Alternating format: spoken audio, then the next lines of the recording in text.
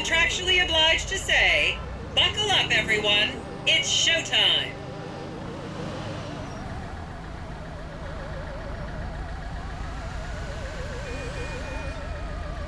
Fuck me in the ass! Vinewood is often referred to as the anal bleaching capital of the world. Oh man, this isn't happening. Man, I'd rather be home with a fat Brajo right now.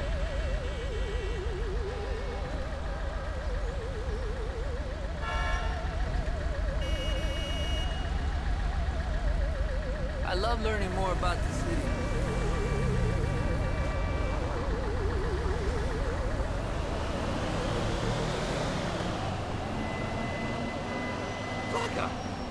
On your right, you'll see the world-famous Gentry Manor Hotel, a legendary party hangout for actors and rock stars and people trying to have sex with actors and rock stars. Built in 1921, it's been the scene of some classic Vinewood scandals over the years. One of my personal favorites was Al DiNapoli's overdose in 2002.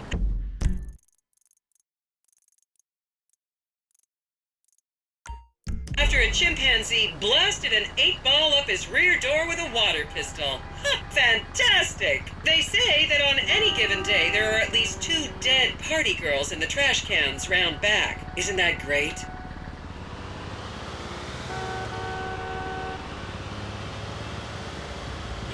Okay, smartphones at the ready, celeb spotters. We are now approaching the legendary nightclub, the Dungeon Crawler. Opened in 1996, the club is famously owned by actor Bruce Spade, who has a custom-built elevated VIP table so that he looks the same height as everyone else. It remains one of Vinewood's hottest night spots for the rich and famous to do drugs and date rape impressionable fans. Play your cards right, and that could be you! The Dungeon Crawler was in the news again recently when comedian Morgan Chester allegedly ran over a doorman in his SUV for not laughing at one of his jokes.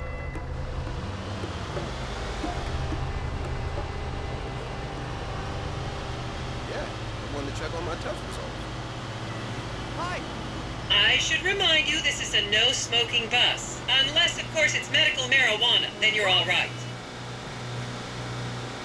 Oh, and now a treat for you closet glam rockers on board. We're coming up to the infamous Tequila La Rock Bar. Back in the day, this was a restaurant run by the mob until it got shut down over the Adam's apple in the soup controversy of 1982. It reopened as the Tequila La Bar in 1983 and soon became a mecca for hair metal bands and fans from across the country. It's rumored that the Love Fist song Dangerous Bastards was written about a night they partied here on Mescaline with some transgender twins.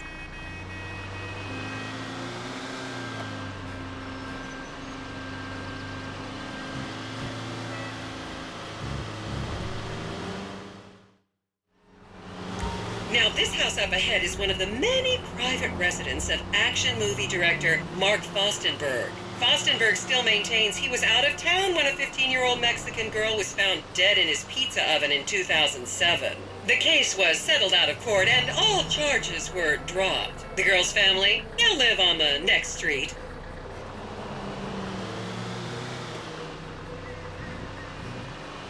So this is the house of television exercise guru The Craze. You might have seen him degrading himself recently on Rehab Island.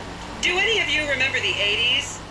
Strange times. People didn't go to the gym back then. They did jumping jacks in front of the TV and leg warmers and headbands. The Craze swapped his gold lame leotard for a crack pipe in the 90s, but is reportedly now clean and in the best shape of his life. That's Vinewood's code for he's trying to make a comeback. I'm waiting tables.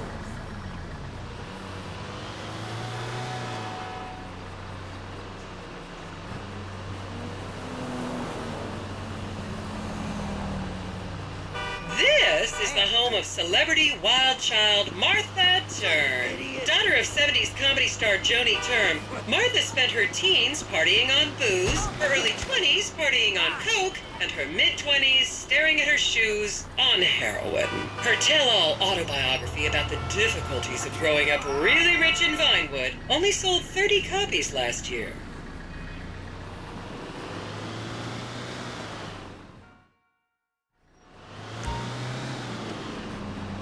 Just up ahead is another place to see and be seen in Rockford Hills, the Richmond Hotel. An iconic entertainment industry hangout, sleazy producer types have been promising to make young girl stars here for over 100 years now. Not gonna lie, I did some shameful things in that lobby bar in my youth, but I've put that period of my life behind me now.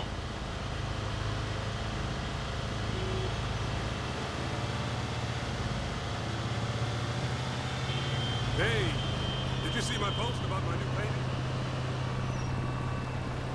I've seen fewer Pegasus here than I thought I would.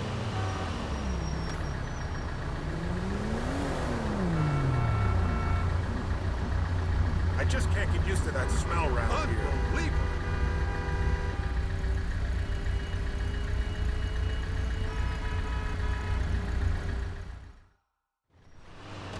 Here you can see the landmark Weasel Theater, which was opened here in Morningwood in 1930. Some of the biggest movies in history have premiered at this theater, including Blue Blood, Shoulder of Orion, and The Many Wives of Alfredo Smith. You might remember the controversial premiere of the gladiator comedy Lions and Donkeys in 1984, when star Chip Hampton walked. And now to our left, ladies and gentlemen, is the famous Richards Majestic Studios. The product placement for classics like Nelson and Naples and Rum Runner, and the not-so-classics like Vinewood Zombie and Shoulder of Orion 2 was shoehorned into the final edits right behind those very gates. Everyone has a favorite Solomon Richards movie. An American Divorce really helped me through a difficult time when I was bankrupting my first husband. Oh, come on, don't people in the Midwest watch movies? You must have seen Defender of the Faith. No? Wow, tough crowd.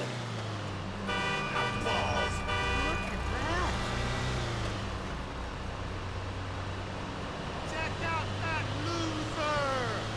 Cocksucker! I hope we see Papa Michelle. Girl has some bomb ass titties.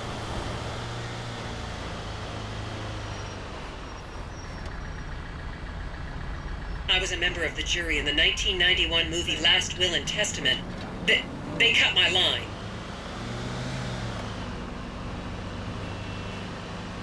It's also glamorous.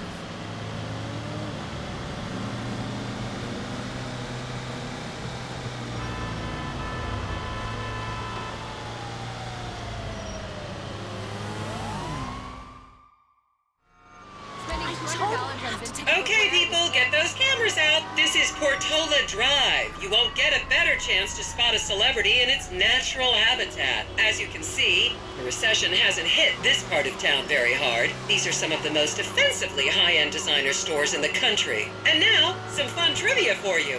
There have been a number of movies shot on Portola Drive, mostly awful ones about rich idiots, including the blockbuster 2005 romantic comedy Shoe Whore. It's credited with sending women's rights back 50 years. The store we're passing now is where British star Charlotte Crown was caught on film in the changing room, eating and purging the same burrito over and over again, just like a dog. This is the Epsilon Center. Anyone with red hair, please cover it for your own safety. If you really want to meet a famous celebrity, this place is packed full of them. Take an introductory course. It changed my life.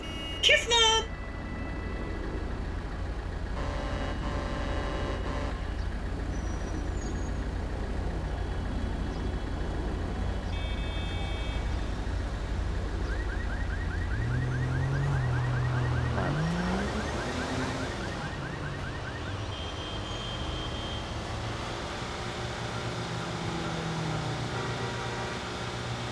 Everything is bigger in San Andreas. The trees, the sky, the houses.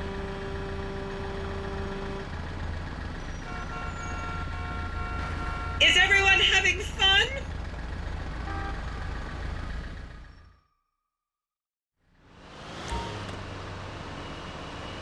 And here is City Hall.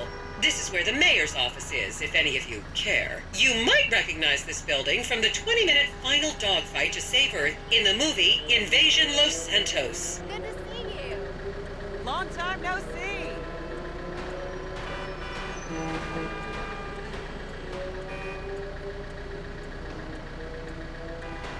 It's just like that other thing we saw.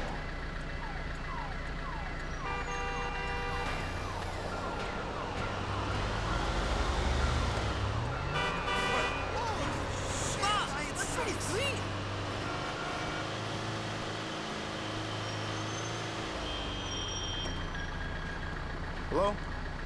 Oh, shoot. Brings me I to totally tears, forgot man. about you.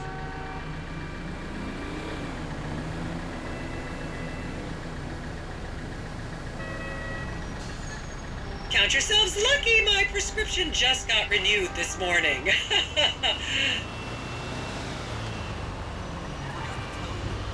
No way! Didn't we see that already?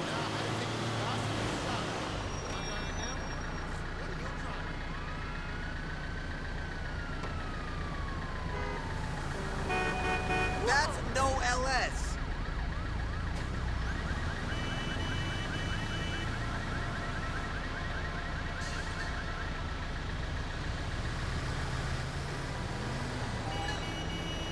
Why the fuss?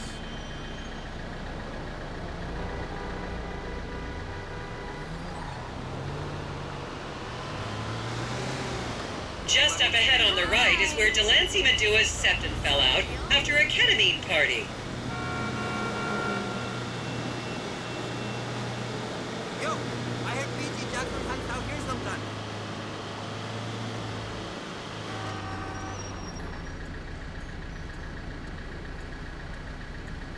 I love this place.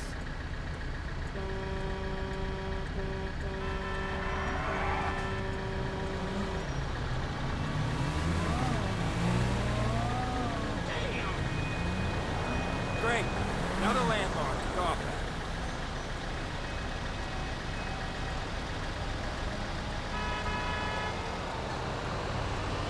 Remember, these people are rich and beautiful. That makes them better than us. Can't wait to see the Squeezers play. Gonna And be a here good we match have for sure. the beautiful Oriental Theater. Riots broke out on the theater's opening night in 1928 as desperate fans tried to get upskirt shots of the legendary silent movie star Miriam Turner, much like you're doing today, except with really heavy cameras. My daughter tells me it isn't politically correct to say Oriental anymore, but considering some of the other common terms for Asians in the 1920s, the name could have been a lot worse. There's a saying that to go to Los Santos and not see the Oriental Theater is like going to China and not visiting a burger shop. You know, I've never really understood what that means, but... And here we are, back on the strip. As they say in Vinewood, that's a wrap, folks. I hope I managed to take your minds off the economic downturn for just a little while. I'd like to remind any Europeans that 1% is an insult, not a tip.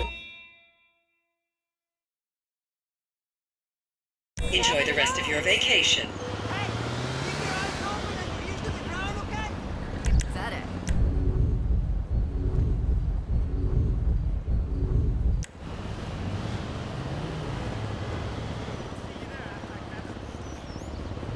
Hey, how's it going?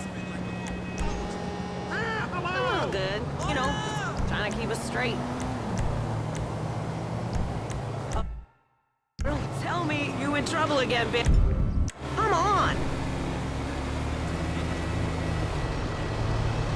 What? How the hell did he get Mr. Big? He hates dogs. I gotta go get Mr. Big back before that fucker throws him in the